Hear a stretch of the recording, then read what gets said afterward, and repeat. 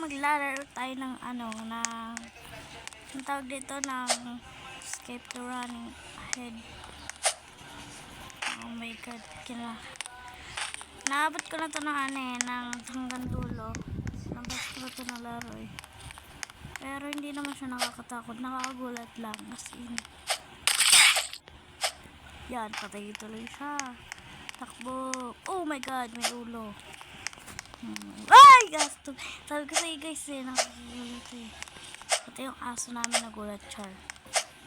Oh my god, paano? Alam ko to.